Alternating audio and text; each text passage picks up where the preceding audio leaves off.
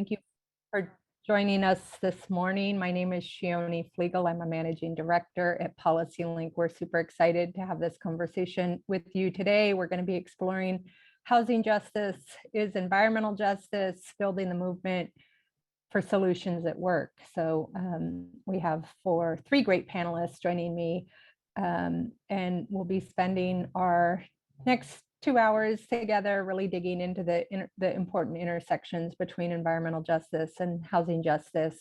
We'll have time for presentations, some time for group conversations, because we really want you all to be able to engage with each other around promising work that you're leading or observing or seeing and excited about. And then we'll come back together as a big group. It's wonderful to see friends in the audience. I think we're going to go ahead and get started. Again, my name is Shioni Flegel. Ashley, if you can pull up the deck. I'm a managing director at PolicyLink. I'm joined by three of my fabulous colleagues: Jennifer Gennada from Communities for a Better Environment, Tiffany Eng from the California Environmental Justice Alliance, and Ashley Werner from Leadership Council for Justice and Accountability. Next slide, Ashley. We really want to dig in today to the intersections between housing justice and environmental justice. Most of us in this room really understand that housing policy laid a foundation for inequity in our country and in our state and communities. As you can tell, the map here on the left-hand side of the screen illustrates what Oakland looked like under redlining. Redlining was just one of many policies that communities put in place to govern who could live where, what kinds of communities they could live in, what kinds of community assets and infrastructure they would have access to. And while those policies were outlawed decades ago, the legacy of them still continues to this day. On the right, I put a map that is a zoom in to the same neighborhoods of Oakland from California's environmental screen, EnviroScreen, which looks at the intersections of social and environmental vulnerability and really highlights where our most environmentally distressed communities are throughout California. As you'll see, the overlap between formerly redlined communities and communities that are experiencing incredible environmental injustice today is quite clear in these maps. And we see that in communities all over California. Can we go to the next slide?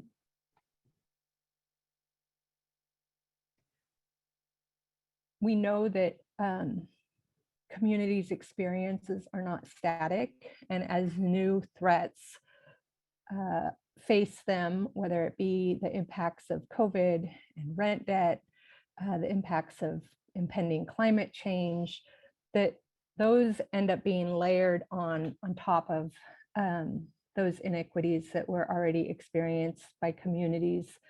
The map again on the right illustrates the same neighborhood again and really shows that redlining and housing policies, now layered with environmental justice policies, are leaving communities vulnerable to a future as the sea rises and they face flooding and kind of seawater inundation with the acceleration of climate change.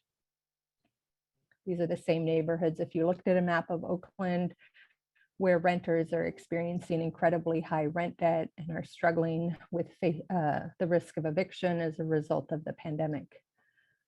Can we go to the next slide, Ashley? So our housing policies concentrated both benefit and risk for communities. I pulled this slide up because not only is it illustrating how housing was used to restrict access to particular communities, but it also was a way to provide some with access to basic infrastructure, to things that we take for granted, but that for decades, many communities have not had access to. In this example, you can see kind of in smaller text at the back of the slide, this tract came with sewers, that this housing that was restricted and exclusive and only available to white community residents brought infrastructure that other neighborhoods didn't access. And Ashley will come back to this in some of her talk, that throughout California, there are communities that are still struggling with this legacy of disinvestment to access the most basic forms of infrastructure that provide people with safe and healthy communities. Next slide. So we know that housing and land use policies have worked together to concentrate housing for low-income people and people of color in more polluted neighborhoods, to bring new toxic and hazardous industries and land use into these same communities. So communities that were kind of undesirable were made the place where folks of color could live, where they were allowed to live.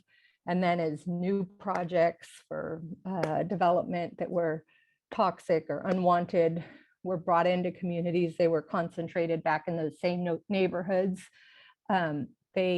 Housing and land use policies worked to deprive communities of color of public investments in basic community infrastructure and services. The map at the kind of bottom right-hand corner of the screen illustrates how land use and annexation policy that dictated where new housing would be built and where infrastructure would go would systematically lock out communities that were predominantly of color. So cities would grow around them, they would grow up to them, they would grow next to them. Sometimes they would even put the infrastructure under those very communities, but they wouldn't bring those communities in a way that would bring them infrastructure and the services that they needed. This served to isolate communities of color and low-income people from economic opportunity in ways that folks still experience today. So that legacy of economic isolation is shaping folks' access to economic well-being now. And it served to destabilize communities repeatedly. We're seeing this now as, folks' communities were uplifted and kind of subject to upheaval in the 70s as new freeways were put in and the like. Now those same communities are facing kind of new threats of development, where folks want to come back to the cities, want to come back to those neighborhoods, and folks who have been living there and face the upheaval time and time again, don't have the protections that they need to stay in those places and are now being pushed out into today's undesirable neighborhoods. Next slide. So we know that collectively these experiences have not only shaped how people live in their community, but have had incredible adverse outcomes on their life. Redlining designations, for example, have been associated with a broad cross-section of disparities that are experienced by people of color. This includes disparities in cancer rates, adverse birth outcomes, unequal urban heat exposure, asthma, and a whole host of other factors that we think of as being core environmental justice consequences for communities. The little illustration on the right is something that we use to really visualize that safe and healthy housing is not just about the physical building, but the neighborhood and community in which it's situated in. And that if we don't get it right, all of these negative outcomes are layered into community experience and into the way somebody experiences their home and the neighborhood they live in. Next slide. And despite, all of those challenges, I think what we're going to dig into today and the really exciting work is that folks around California, around the country, and neighborhoods all over are really stepping up to envision a different future for themselves, to say that what we've done in the past does not have to define what we create in the future.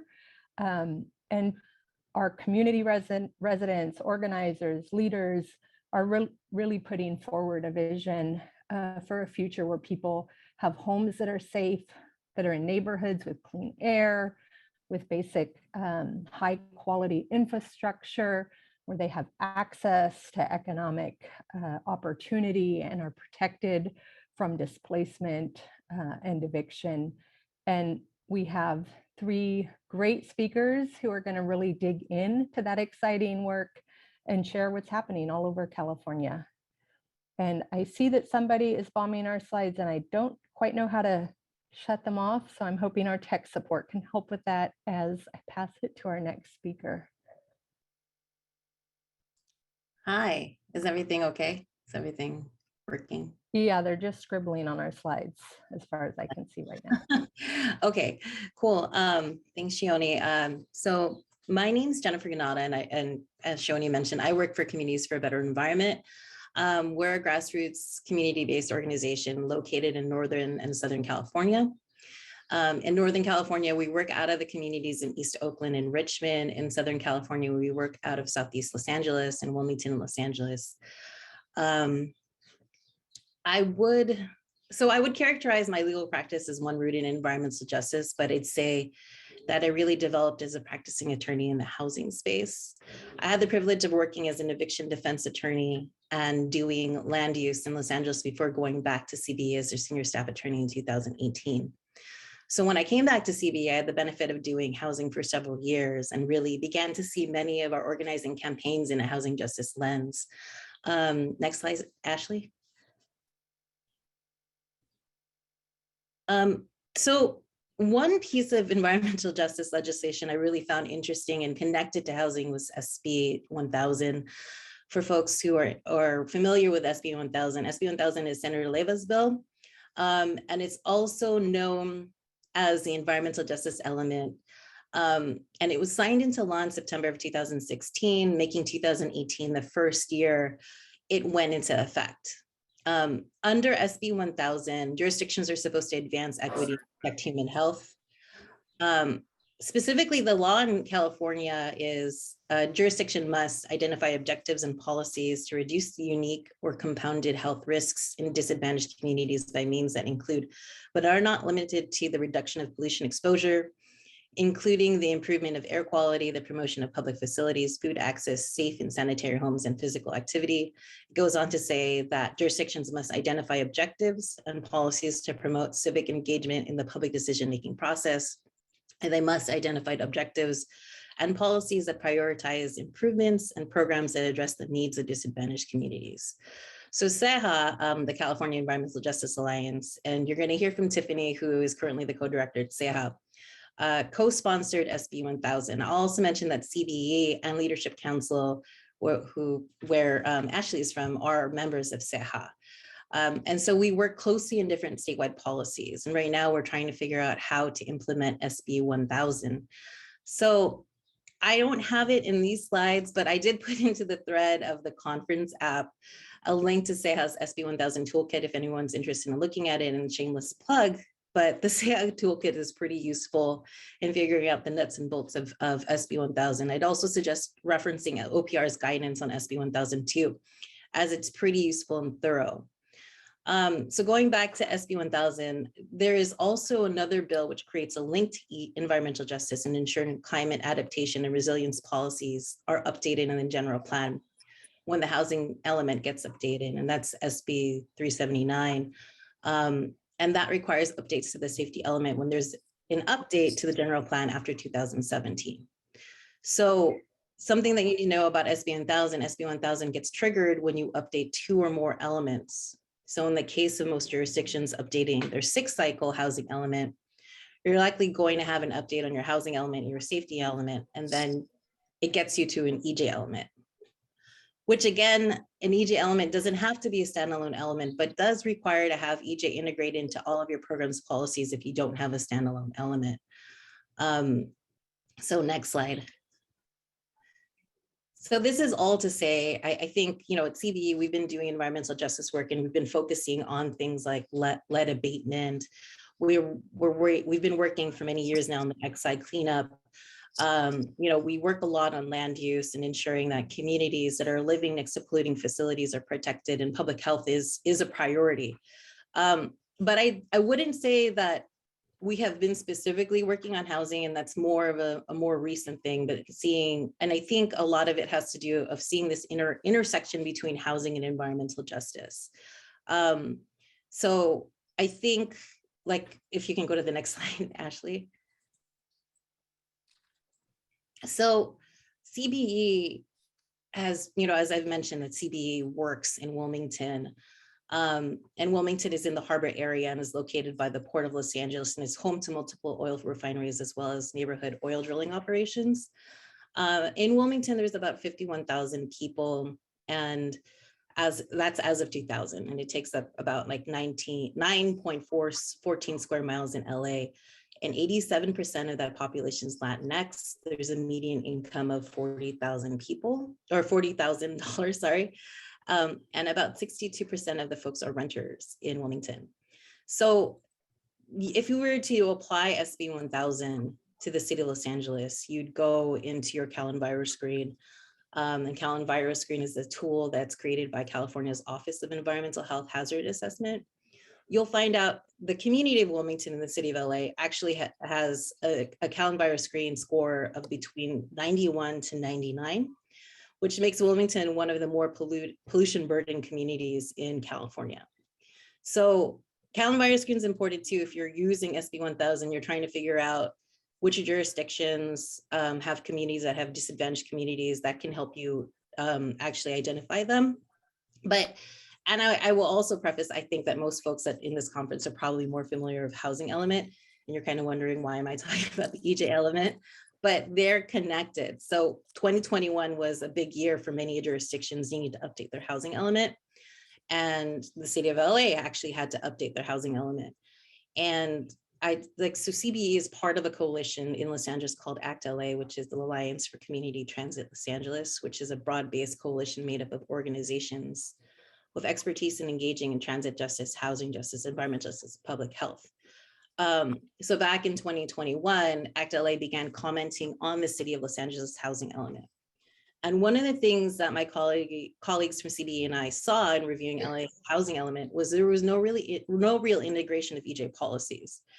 So I know, like, based on the information I told you before, what ends up happening is, because LA was updating their housing element, they also had to update their safety elements. So therefore, they would have had to at some point update or create an EJ element. So we didn't see that. We didn't see an EJ element. I think what ended up happening for the city of LA is they had done a report back in 2013 and updated that and saying that that was the EJ element. And like, as the EJ advocates in Los Angeles, we said that wasn't what we were thinking about when we were talking about EJ elements. So for CBE and many of our partners at CEJA, we see EJ as a way to ensuring compliance of the jurisdictions firmly furthering fair housing obligations. As of today, the city of LA is out of compliance with their housing element, mainly because they did not comply with their AFFH obligations. I know in Ashley's slides that she's going to go further into AFFH, so I wanted to raise that and bring this up as an issue, because Los Angeles is a very large jurisdiction. And I think this is probably the first year you're going to see a lot of environmental justice elements with housing elements. And I think it's important to note that these things intersect, and you're able to understand holistically what the community looks like if you do an environmental justice element.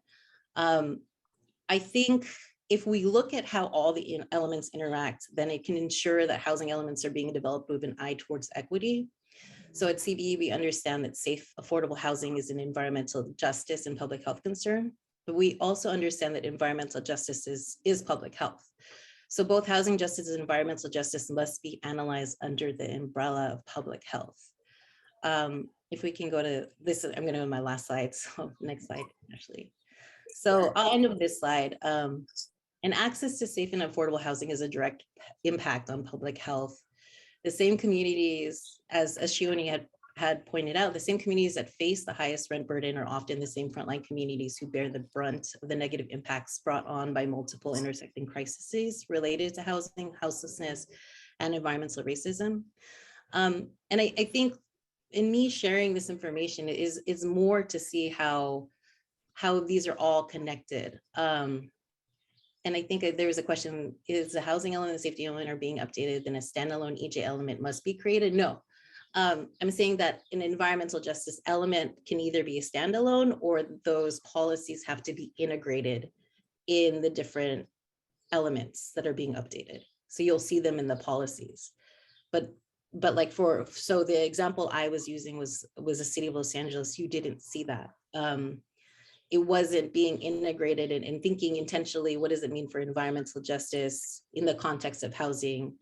And how do we understand those different elements as they interact? And I use Wilmington as an example because I think as a community in Wilmington, where we do have a high amount of renters, the concerns in Wilmington weren't necessarily addressed in the housing element. And I think what is more, I guess, troubling is that we have to figure out, like, so if the legislature has created a bunch of laws where we have to work with different jurisdictions in order to make sure that these elements are complied with. And I think a centerpiece of the environmental justice element really is this public participation and meaningful public participation. And I know that's like a lot of information and I didn't have that many slides, but I can also forward some of the information that I discussed later on. Yeah, so thank you. Great. Thank you so much, Jen and Shioni. Okay, good morning, everyone. Thanks so much for joining us today. I'm excited to be here with all of you. I'm going to start by providing some background about Leadership Council's work to help demonstrate our lens and approach to addressing environmental and housing injustice. So we work in the San Joaquin Valley and the East Coachella Valley alongside low-income communities of color. We use organizing, policy advocacy, and litigation to address a range of disparities that impact residents based on wealth, race, income, and geographic location. We work directly with residents in their communities to determine the environmental health, investment, housing, access to opportunity, and other issues their communities face, and work with them to identify their priorities for their communities and how they want to achieve them. So you can see in the maps here on the screen, the San Joaquin Valley and the East Coachella Valley regions depicted in Calanvirus green maps.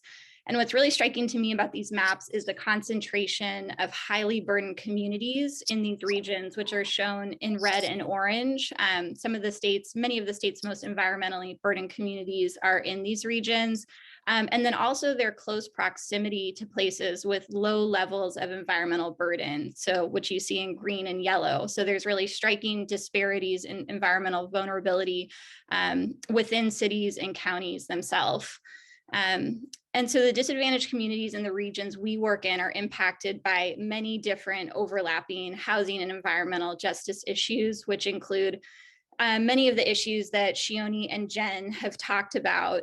And from our work directly with residents, it's clear to us that environmental and housing injustice are inseparable. You really can't understand them or address them in isolation. If you try to do so, you might only be addressing one part of a problem or have unintended consequences where you're adversely impacting another aspect of housing or environmental justice that residents experience in their daily life. So it's really critical to take a holistic viewpoint from our perspective. I'll give you a few examples of some of the issues that impact communities we work in that we see as both housing and environmental justice issues. And these are some of the same issues that have been mentioned. They include lack of access to safe and affordable drinking water in people's homes, lack of access to community sewer systems, and reliance on dilapidated, aging, and leaking septic tanks. Inadequate and unaffordable heating and cooling, which is becoming a greater and greater threat to residents as temperatures heat up and really disproportionately impact disadvantaged communities and communities of color. And the designation of disadvantaged communities to this day, the same communities that were experiencing redlining decades and decades ago for the siting of polluting and toxic locally unwanted land uses. So all of these different issues and many others have both environmental impacts on residents and housing quality and housing opportunity impacts on disadvantaged communities. They also impact, whether there can be new affordable housing in communities and the quality of that housing, as well as other opportunities for development to meet communities' needs. So all of this contributes to these really severe environmental public health disparities in public health outcomes, in income, wealth, access to opportunity, based on protected characteristics. So, this long legacy that we have starting out from very explicit discriminatory policies decades and decades ago, has this legacy that we see today through continued policies and practices that really implicate our fair housing and civil rights laws and really demand a civil rights approach. So I'm going to talk just a little bit about some recent developments in fair housing law over the last few years that I think have really stemmed from collaboration, strong collaboration between housing and environmental justice groups working to advance fair housing law in California to make it stronger, more holistic, and really address the needs of residents as they experience it. So as a result of this work, I think there have been really significant advances that have resulted in now certain statutes and guidance and regulations directly addressing environmental justice in fair housing contexts. And I think they're really important for all of us to know about who work in housing, social justice, community development, environmental fields, or anything kind of at the intersection of those, because they're both, they're powerful mandates and opportunities for us to really start addressing the needs of disadvantaged communities and addressing these legacies of injustice that persist in California today. So the first is AB 686, which was passed in 2018, the duty to affirmatively further fair housing. A lot of different housing and environmental justice organizations supported that legislation. For anybody who hasn't read the government code section, which I recommend you do, it's the duty applies to the state and all of its divisions and departments. So not just HCD, but every single component of the state. So I think that's something that really hasn't been fully acknowledged and addressed. There's a lot of opportunity and need there to see it rolled out, that duty, as well as cities, counties, and housing authorities. And so the duty to affirmatively further fair housing requires agencies to take meaningful actions to overcome patterns of segregation and eliminate barriers that restrict access to opportunity based on protected characteristics. So I think the word overcome in that sentence is really significant. There is like a mandate on all of these different agencies in California to be taking actions that are not just geared at kind of like tinkering around the edges with these issues or maybe incrementally addressing them over some undefined period, but really the actions need to be targeted to eradicate these disparities that have an origin in discrimination. And that, just to continue to have discriminatory bases. It also prohibits a public agency from taking any action that's materially inconsistent with that duty. Last year, HCD released its AFFH guidance memorandum, which includes detailed information about the specific components of the duty. And again, a lot of different justice-oriented groups engaged in that process and provided input. And as a result, I think the guidance is really great. Again, for any housing and fair housing and EJ nerds out there, definitely recommend you read all of it. It specifically addresses various aspects of environmental justice. It places a lot of emphasis on the importance of meaningful public engagement, like Jen was talking about that being a component of AFFH. That includes meaningful public process from the beginning of policymaking all the way through implementation. And then substantively, the guidance identifies infrastructure and service disparities and housing needs associated with climate change as components of disproportionate housing needs of protected classes that have to be addressed. So those are, EJ issues. And then it also identifies access to a healthy environment as a category of opportunity, which jurisdictions have to work to eliminate barriers to. So really explicitly tying together access to a healthy environment and fair housing and housing opportunity. And then it also lists actions that address negative impacts of the siting of locally unwanted land uses in disadvantaged communities in its list of actions that affirmatively further fair housing. Oops. And then like another area where there has been some advancement is with respect to the Fair Employment and Housing Act. It's been around for a long time and has included public a prohibition on discriminatory public or private land use practices. It's defined very broadly in the statute. A lot of different environmental, social justice, environmental housing justice groups and others were very active in the Fair Employment and Housing Council's development of regulations to implement the land use provisions that were the land use regulations, which were adopted in 2019. And so that that engagement really resulted in really strong regulations that cover a lot of different aspects of how land use practices and policies impact housing opportunity and result in discriminatory housing practices. And the regulations explicitly incorporate environmental justice. So they identify the provision, the inadequate or inferior provision of infrastructure or services, both by public or private actors, as a potentially discriminatory land use practice. So that could include failure to provide adequate water, wastewater service, trash, or code enforcement services. It also identifies the siting of toxic, polluting, and hazardous uses in a manner that adversely impacts housing based on protected characteristics as a potentially discriminatory practice. So that's really significant. Our status quo in California is that cities and counties, under our zoning code, our state zoning code, are allowed in very explicit terms, incredibly broad authority to decide how to exercise their local land use authorities. And now we have fair housing law specifically identifying that continuing to designate disadvantaged communities and communities of color for toxic and polluting and hazardous uses, if that adversely impacts housing on protected characteristics, can be a violation of fair housing law. That is just so significant because that's the pattern we see everywhere. No matter where you are in the state, it is not white communities or affluent communities where cities and counties are zoning for industry or waste or energy production facilities that have hazardous impacts that impact housing quality. It is, I feel confident in saying it's uniformly communities of color and immigrant communities, and the data and statistics that Cal EPA has really bear that out. So I think it's a very powerful regulatory development. I think that I'm probably going a little long, so I'm going to try to go through my examples a little bit quickly.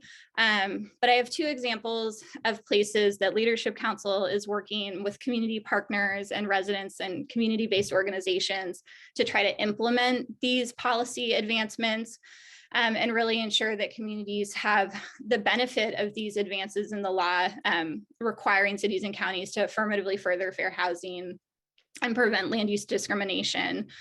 So one place in which we're working on this is Riverside County. We're working very closely with residents, community leaders from the communities of Mecca, Thermal, North Shore, and Oasis, which are all kind of small farm worker communities, impoverished, with mobile home parks in the East Coachella Valley, not far from like incredibly affluent vacation resort areas and luxury developments. So over the last year and a half, community leaders there have identified a series of priorities that they would like to see be included in the Riverside County's 6-cycle housing element update. Some of those priorities include ensuring commitments to providing safe and affordable drinking water and wastewater service in mobile home parks, weatherization and climate resiliency improvements, especially in mobile home parks, which are really, really vulnerable to severe heat and increasing storm intensity, addressing the impacts of exclusive luxury development, which we see happening very significantly there on segregation and access to opportunity. So doing that through inclusionary zoning to ensure that local residents have access to affordable housing opportunities, and also these kind of incredible recreational amenities like wave pools and golf clubs and all sorts of things so that local residents can benefit. And then a vacancy tax and county investments to fund affordable housing.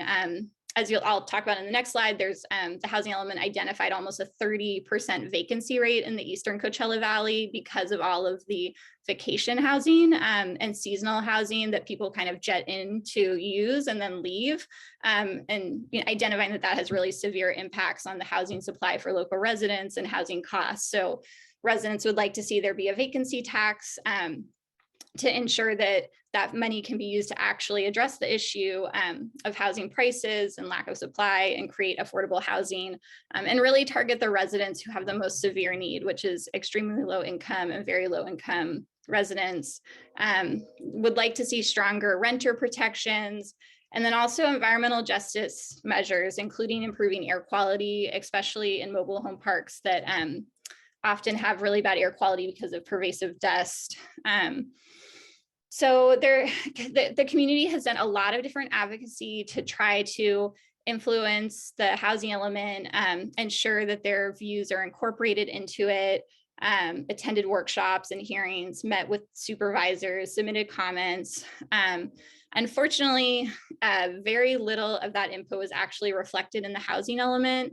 It still, doesn't include programs that are actually going to, in any way really meaningfully address the really core issues that residents have raised, let alone overcome housing disparities in the county. And then by and large, don't address the priorities that residents have raised, despite a lot of time and effort that have gone into trying to shape the housing element. And so HCD issued findings on the adopted element in December. It found the element out of compliance for a number of reasons.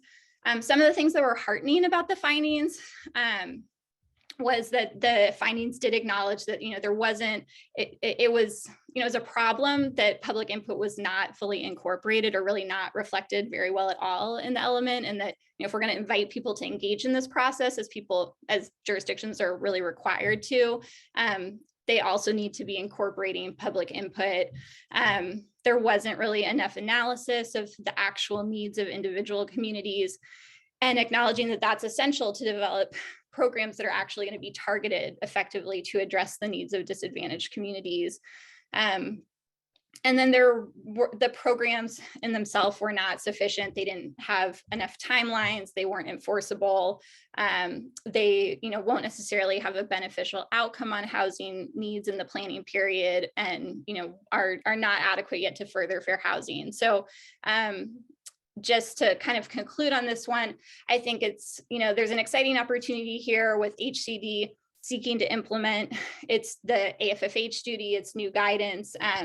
I think it's, going to be really important for HCD to hold the line and really holding a high standard as that are set in its guidance to make sure that we do get to an outcome that's going to result in a change, so that residents aren't living these same experiences over and over, housing element cycle after housing element cycle, and that, we're really listening to the people that have engaged in the process from disadvantaged communities and racially and ethnically concentrated areas of poverty to make sure the local government is being responsive to them.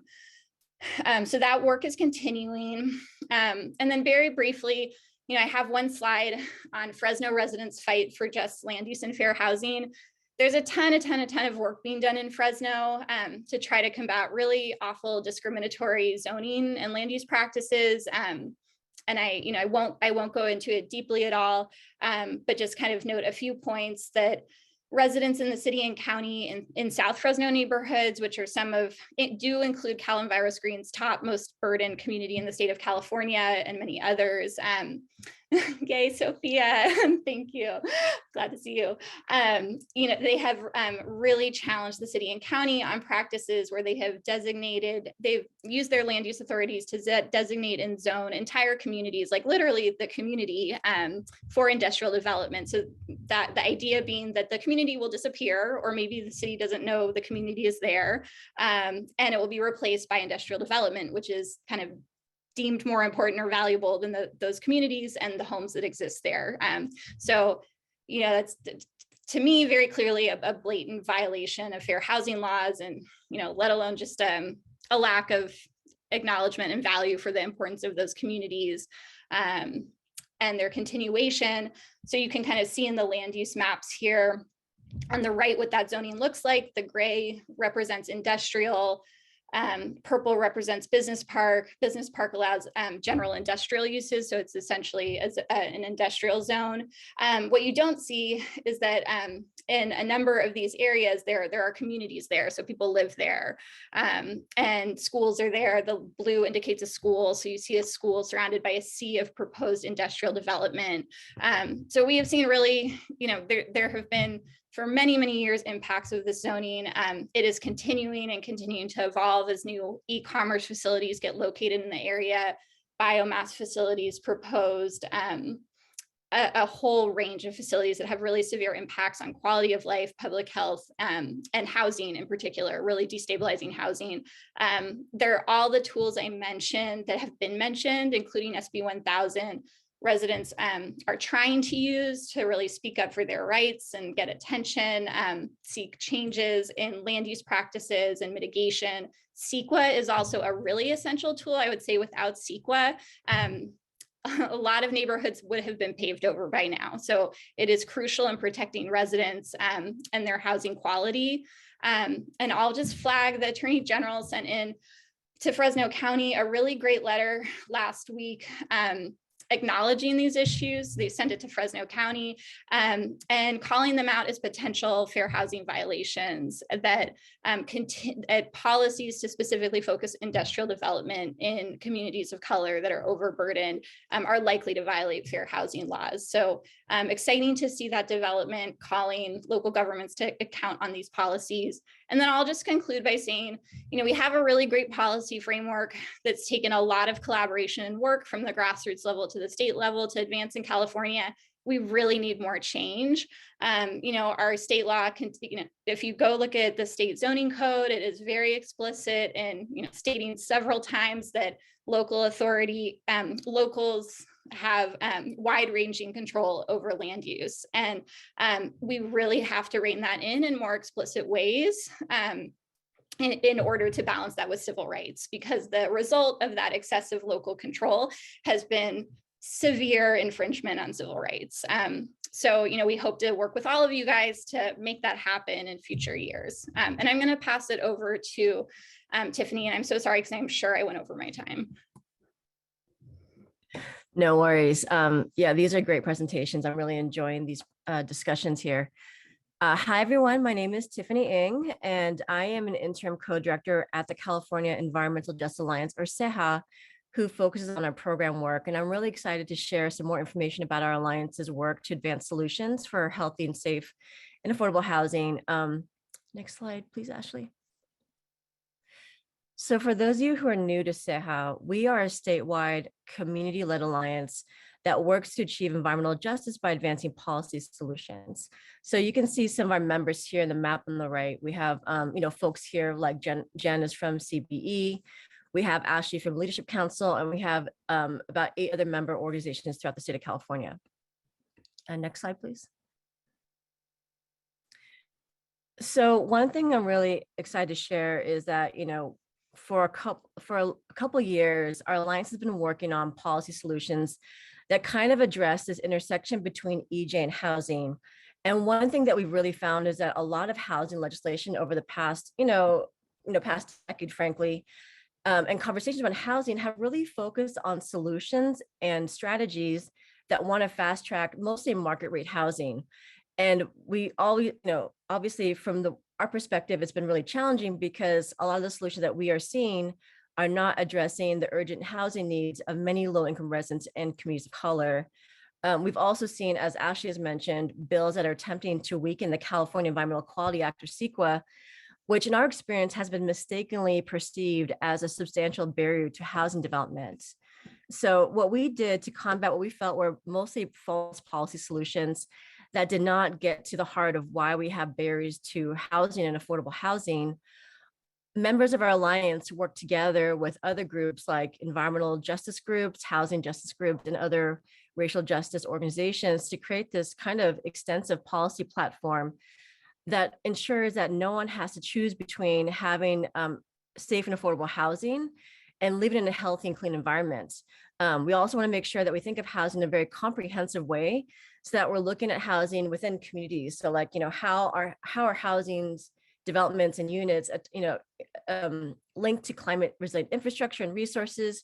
How can people have a voice in decision making and in land use, especially for residents that are mostly impacted by poor land use decisions and can oftentimes be the dumping ground for polluting sources? And so we really hope that this platform can serve as a comprehensive tool and a guide for folks to think about policy making at the state or local levels. And we look forward to, building bridges with other groups who want to advance these kind of common values and goals for housing and environmental justice. And next slide.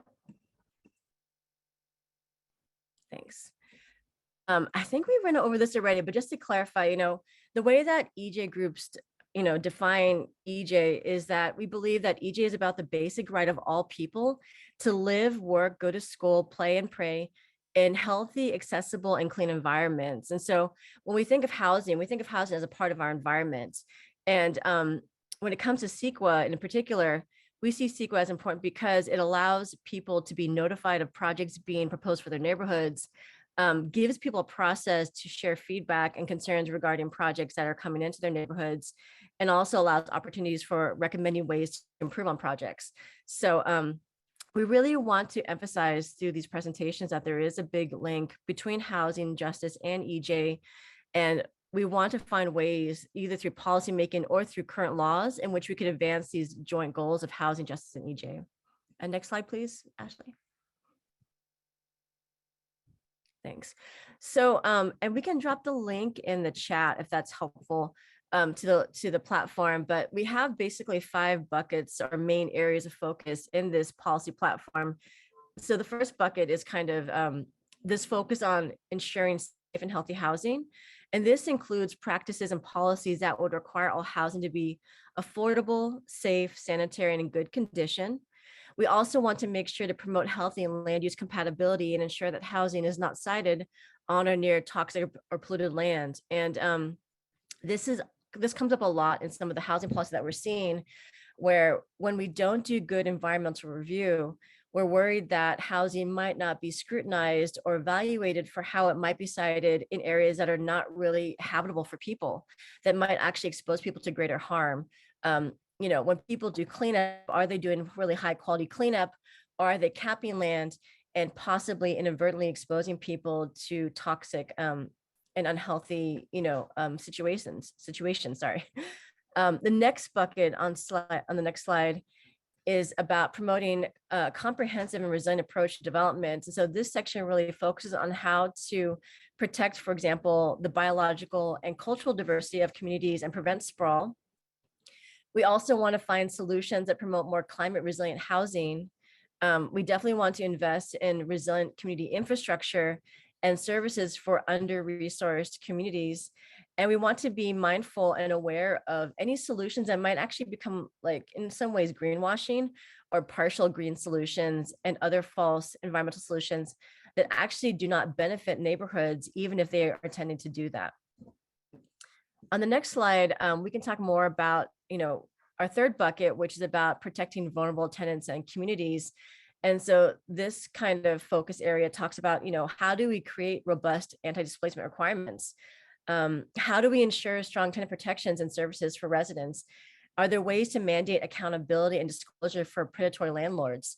Can we support long-lasting solutions that can combat the impacts of the COVID-19 pandemic? Because as we've all seen, there's ways in which situations in our history have long-lasting impacts. How do we stop these kinds of policies or situations that can have legacies of discriminatory impacts over time?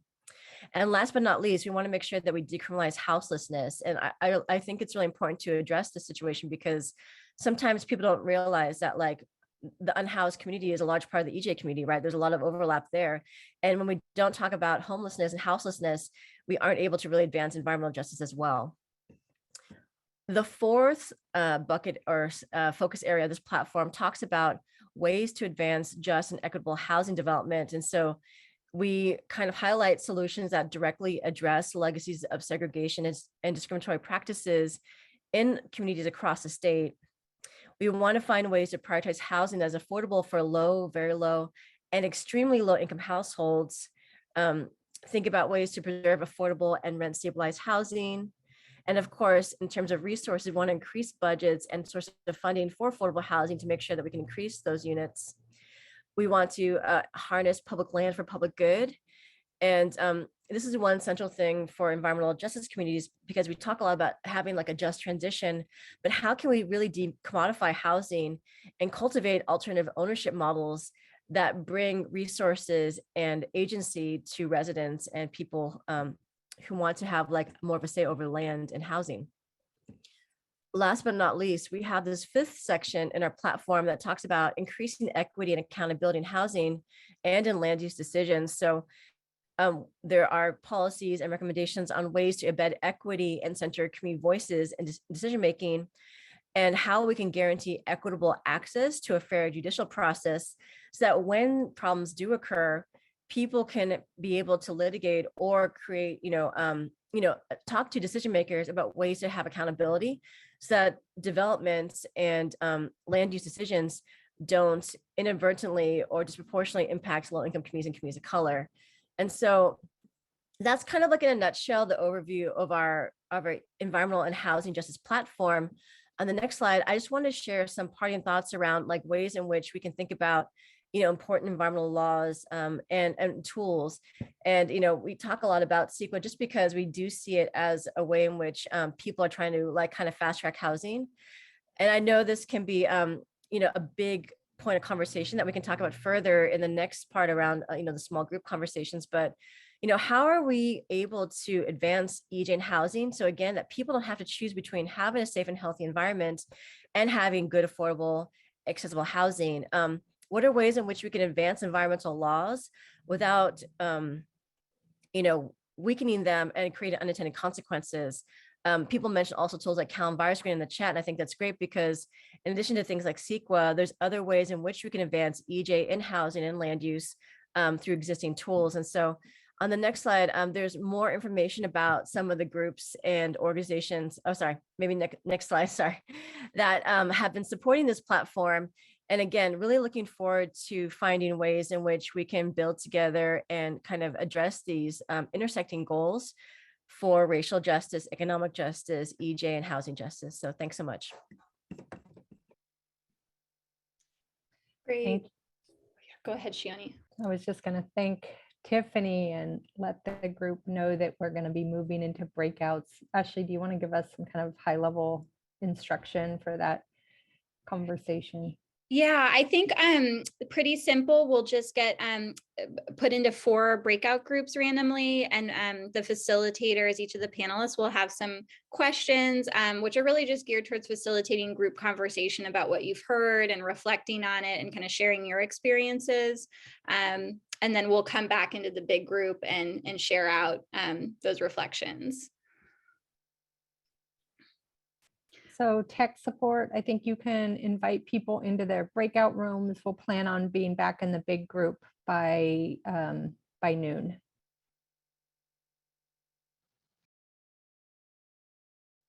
Welcome back, everyone. I hope you enjoyed your sessions. Tiffany, you want to take over facilitating our report out? Sounds good. I think we have about 15 minutes left in this session for today. And I think we had about, 4 breakout groups kind of talks. So if it's okay with everyone, we'd love to hear more about folks' conversations, some of the highlights from your small group breakouts. So Ashley, would you like to start? Would Ashley's group like to share back about their findings? I was like, oh, that's us. Hi, my name is Nisha. I'm with Western Center, and I had the pleasure of being in the group facilitated by Ashley. Some of the things that we discussed were the appreciation for, discussing how these topics can be, weaved into housing element advocacy, which is a big opportunity, especially with the recent housing element reforms and the fact that we're in the 6th cycle. And that's an important tool, especially in in communities where there might not be as many resources to implement and give voice to a lot of these concerns around housing and environmental justice.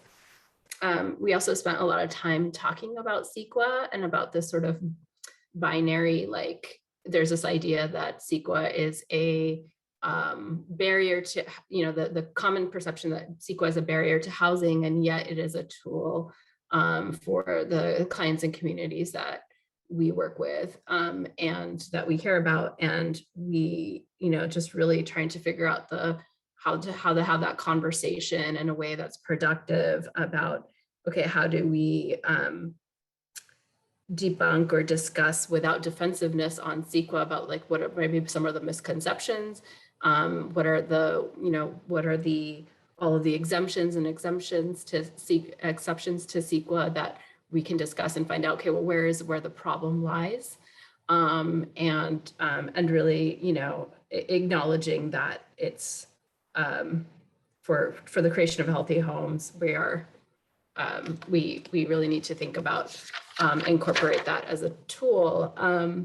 Sorry, I'm not saying this as elegantly as my wonderful group was talking, as I was stating, but we talked about our sectors just being in closer communication about these to go towards solutions that are beneficial for the communities and clients that we serve. And I'll pause there. Yeah, thanks so much for that report back. That was great. No, very, very well spoken. Does anyone else have other report backs you want to share? Maybe Jen? Yeah, so we talked about a bunch of different things. CEQA did come up too. And I think, there is that question about like, how do we deal with the fact that as CEQA is a tool for EJ, it is also a tool for NIMBY opposition. So figuring out like, how do we talk about that? And, I think Nisha kind of discussed that also, that they talked about that as well. I asked the question too about displacement, and then folks had shared the alternative ownership models that you had discussed too, Tiffany, but also had shared the need for strong tenant protections, and ensuring that there are just laws like for tenant anti-harassment, et cetera. So communities that have been historically disinvested in and now seeing an influx of money aren't being pushed out. So we talked a little bit about that, but we also talked about how this conversation about housing and environmental justice is expanding, how maybe a couple of years ago it just didn't exist. And we are starting to do that now, which is good. I also asked the question about remediation, since there are some affordable housing developer folks here. So just wondering about like, where are we on remediation? Who's in charge of doing the remediation and how do we get that done? So those are questions that I just have in general too.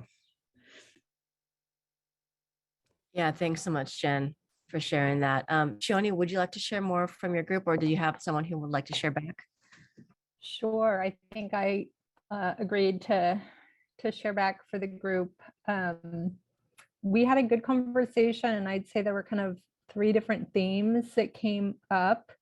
The first was really around the importance, one of the important ways that you can integrate housing and environmental justice is actually by having strong civic engagement processes that give folks voice and agency in, whether it's the housing element update, whether a CEQA conversation, whether just advocating around advocacy taking place around a local environmental justice challenge that communities are facing, that having those strong engagement processes is critical. And then really giving resources and support to community groups so that they're able to fully realize their advocacy capacity is an important part of the work. The other thing that came up as a theme was the importance of really being able to draw on a diverse set of kind of knowledge and capacity resources that may exist in a community. One of our group members talked about a development, a housing development happening in the South Bay that was touching on many environmental justice issues and was raising serious concerns around future environmental justice outcomes for communities, and spoke to the importance of being able to bridge into different groups that are sometimes have contentious relationships, but that bring really important expertise and knowledge and the ability to kind of together craft solutions to problems. The kind of final theme that came up was a little bit of what Jen just talked about, was actively remediating toxic sites and environmental challenges that communities were facing as a way to facilitate development in community. But was also around, like, it's great to do new development, but how do we double down on actually making existing housing healthy for people? How do we clean the land around it? How do we make the housing itself safe for folks? And really naming that that's an important part of our work. So I'll pause there. There was a lot of other interesting conversations, but I'd say those were the overarching themes that we heard. Yeah, thanks so much, Shioni. And I know our group had some similar conversations or topics as well from what the three of you just shared. And for people who are in my group, feel free to chime in if you want to add to what my report back is going to be. But yeah, I think that there are some similar questions around, EJ elements and housing elements, and questions around ways to make sure that we can have strong elements that really get to the goals that we're trying to create. There was a question around also like this intersection between AFFH and our EJ goals, and how can we make sure that all of these things are happening to create like healthier communities. One person reported about that there's work that's leaned towards more place-based solutions for housing and ways to build housing in areas that kind of invest in local communities that have been under-resourced, not only in like higher resource areas. And what are ways in which you can like build housing and create housing that's affordable and also enhances resources for local residents, right? Because housing is connected to not just like shelter, but it's also connected to issues around like infrastructure, what's in your neighborhood, what's the quality of the neighborhood. And so I thought that was interesting to have like a comprehensive view to housing. We also mentioned that there needs to, like, as folks mentioned, ways to like really bridge the work around EJ and housing justice, and so that we can work together in better ways. And so members of our group actually share the policies and bills that they're working on to advance EJ and housing goals, and ways in which, we had members of the Attorney General's office in our group. We can connect with other people to get support for some of our campaign work. There's also this comment around sometimes we have values or goals that maybe our own organization doesn't align with. And so how do we get to be involved in things if our group might not support like EJ issues? And so just wanted to share that after this call, we can reach out and share more resources around organizations that you can join or campaigns that you can join if you want to get more involved in EJ work as it relates to housing. And it'd be great to create more of a network moving forward in the future. So yeah, I don't know if anyone else from the group here wants to share additional comments or feedback or resources that didn't get mentioned already. If there are any other outstanding questions, please go ahead and put them in the chat. We have just a couple minutes to do that before we wrap our session.